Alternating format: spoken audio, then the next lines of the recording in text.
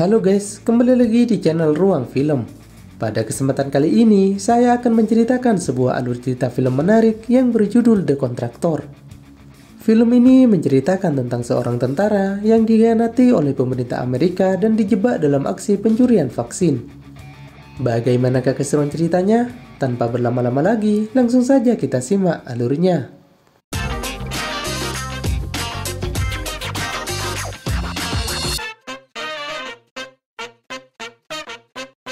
Film ini diawali dengan sebuah adegan di mana seorang pasukan khusus Amerika yang bernama James sedang melakukan pemeriksaan. Tampak James melakukan uji fisik karena sebelumnya ia mengalami cedera akibat perang di Afghanistan. Setelah itu, James dipanggil oleh atasannya. James mendapat kabar jika dia dipecat secara terhormat karena kondisi mental dan cederanya yang tak kunjung pulih. Kabar buruknya, James tidak mendapatkan duit persangon karena uang tersebut telah habis untuk biaya pengobatannya.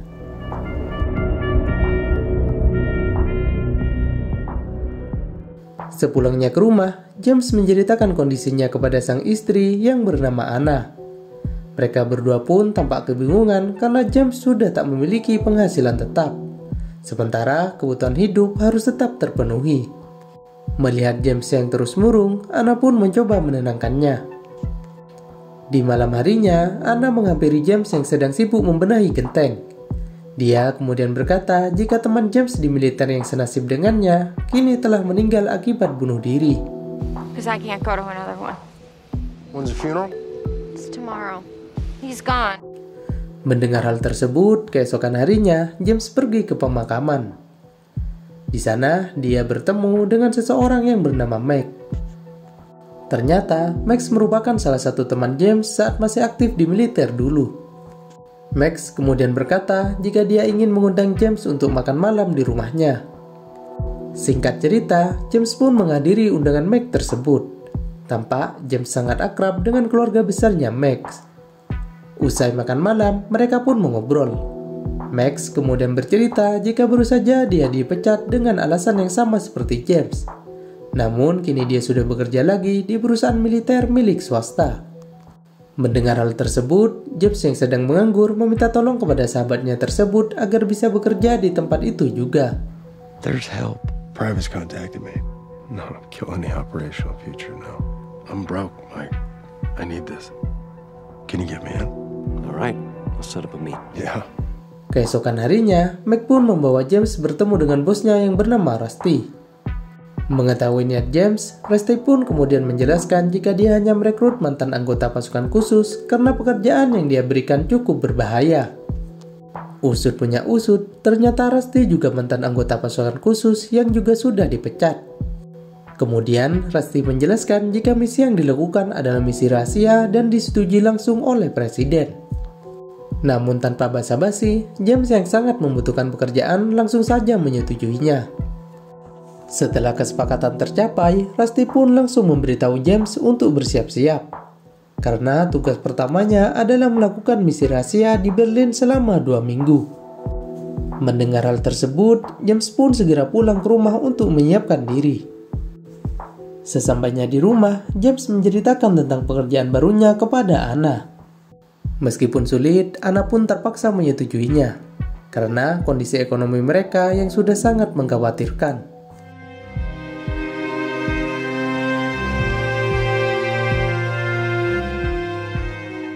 Singkat cerita, James akhirnya sampai di Berlin. Dia kemudian pergi ke hotel yang telah disiapkan oleh Rusty.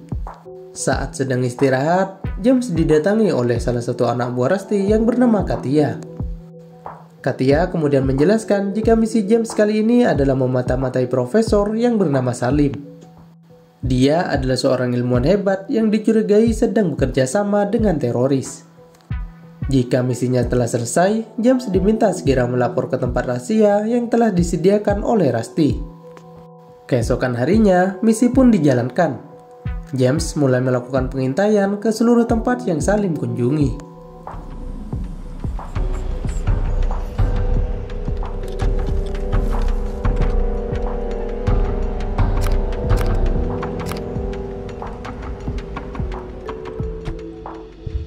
Setelah beberapa hari mengintai, James mendapatkan pesan dari Katia yang berisi pengintaian Salim telah selesai. Dan dia diminta untuk segera pergi ke tempat yang sudah direncanakan. Di tempat rahasia tersebut sudah ada Katia, Mick, dan beberapa anggota lainnya. Di sini, Mick menjelaskan jika Salim sedang berkomplot dengan teroris untuk membuat senjata biologis. Dan kini, misi mereka selanjutnya yakni menghabisi Salim dan menghancurkan lab yang ada di tengah hutan.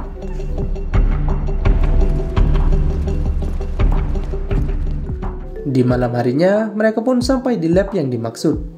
Dengan mudah, mereka menghabisi penjaga dan masuk ke dalam.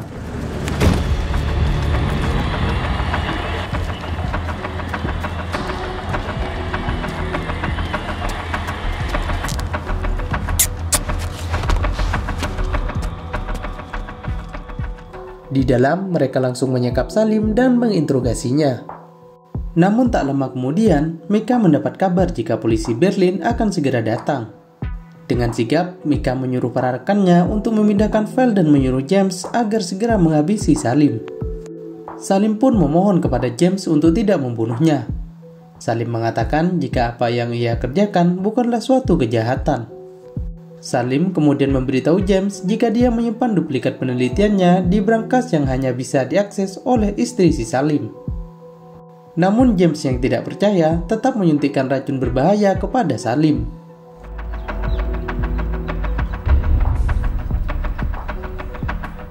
Setelah itu, James dan seluruh rekannya menuju ke ruang bawah tanah untuk segera meninggalkan tempat tersebut. Namun di tengah jalan, mereka dikepung oleh polisi Berlin. Hingga akhirnya bentrokan pun terjadi.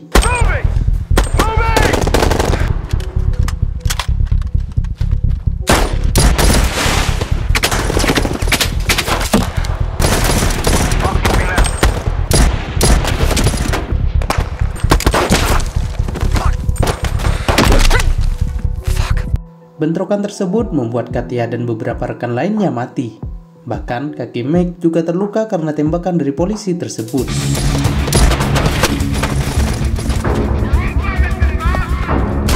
James yang melihat sahabatnya terluka langsung menggendongnya menuju lorong bawah tanah.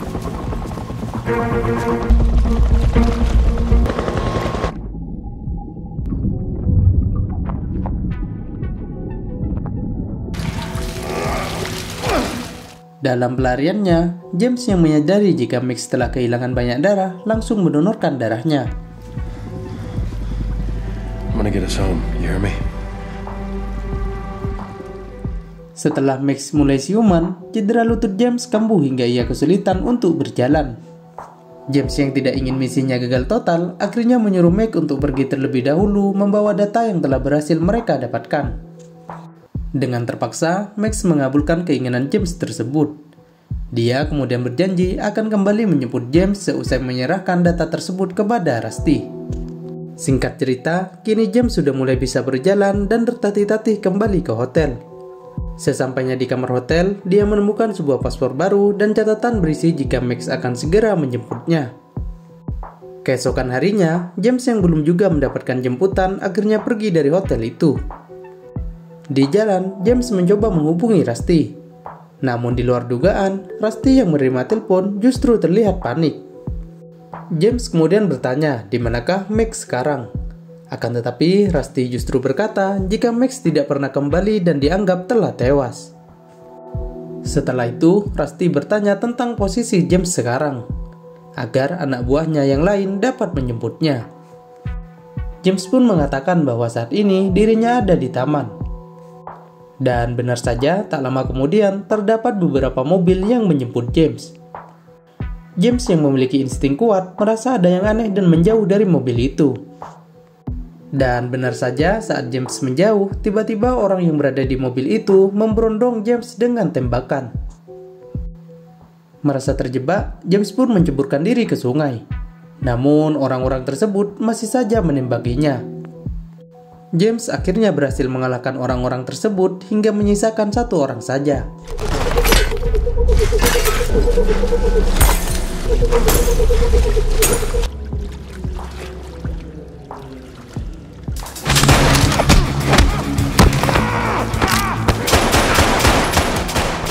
James kemudian menginterogasi orang tersebut, dan di luar dugaan, orang itu menjawab jika Rusty lah yang mengutusnya. Akhirnya, James pun pergi dari tempat itu dengan luka di badannya. Ia masih tidak menyangka jika Rusty telah berkhianat. Dalam keadaan hampir putus asa, James teringat akan perkataan terakhir Salim tentang salinan data yang hanya bisa diakses oleh istrinya. Tanpa basa-basi, James pun bergegas pergi menemui istri Salim. Sesampainya di rumah Salim, James mengancam istri Salim untuk memberikan salinan datanya.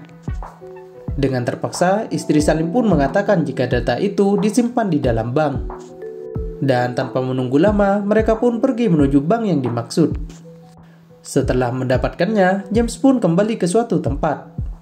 Malam harinya, James membuka data tersebut. Dia melihat video Salim yang sedang memberikan pesan kepada anaknya dan memberitahu jika anaknya harus bisa mengikuti jejak sang ayah. Salim juga menerangkan jika ia sedang membuat vaksin untuk virus mematikan yang sedang melanda dunia. Dan ia berjanji akan membagikan vaksin itu secara gratis ke seluruh penjuru dunia. Namun sayang pihak Amerika tidak setuju dengan keinginan Salim tersebut. Mengetahui fakta tersebut, James pun memutuskan untuk kembali ke Amerika dengan paspor yang telah dibuatkan oleh Max sebelumnya.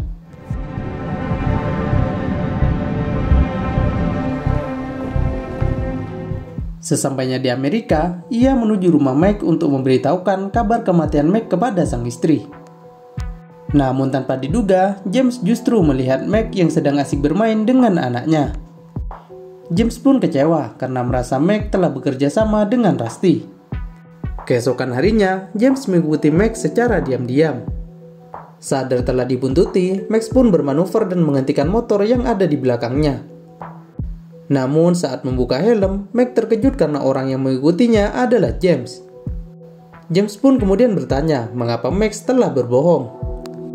Max pun menjelaskan jika Rusty memberitahu bahwa James telah tewas dalam misi, hingga ia tidak perlu lagi menjemput James di Berlin. It's a cure to a virus these fuckers want to release. I'm fucking good for you! You can't go home! Setelah mendapatkan penjelasan dari Max, James pun memahaminya. Di sini James juga sudah mengetahui bahwa misi sebenarnya bukanlah mencuri senjata biologis, melainkan mencuri vaksin yang telah dibuat oleh Salim. Hal tersebut dilakukan karena pemerintah Amerika merasa dirugikan oleh Salim karena memberikan vaksinnya secara gratis. James pun berkata bahwa ada satu cara untuk menyelesaikan masalah ini, yaitu menghabisi si Rusty. Mac yang juga merasa dicurangi akhirnya sepakat untuk menghabisi Rusty bersama-sama. Singkat cerita, Mac dan James pun mulai menyusup ke rumah Rusty. Mac mengajar para penjaga di pintu depan, sementara James menyusup dari pintu belakang.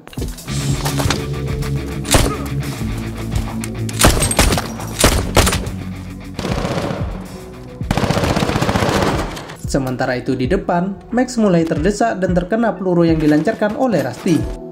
Namun sebelum tumbang, Max berhasil melepaskan tembakan yang tepat mengenai Rusty.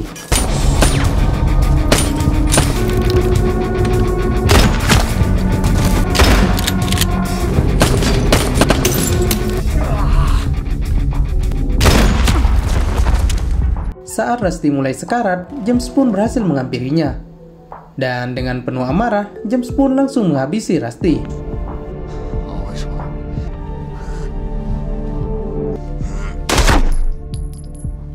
Setelah itu, James mencoba membawa Mac ke rumah sakit. Namun Max yang sudah kehilangan banyak darah tak mampu bertahan dan akhirnya meninggal dunia. Dengan tewasnya Rusty dan Mac, James pun berpikir jika sebentar lagi pemerintah Amerika akan memburunya. Oleh karena itu, untuk menyiasatinya, dia pun memutuskan untuk membakar jasad Mac dan mobil yang dinaikinya, agar seolah-olah terjadi kecelakaan. Setelah kondisi mulai kondusif, James pun menemui istri dan anaknya. Dia kemudian berencana untuk meninggalkan Amerika Serikat. Adegan tersebut sekaligus menutup alur cerita film kali ini. Bagi kalian yang menyukai video saya, jangan lupa like, subscribe, dan nantikan alur cerita film menarik lainnya.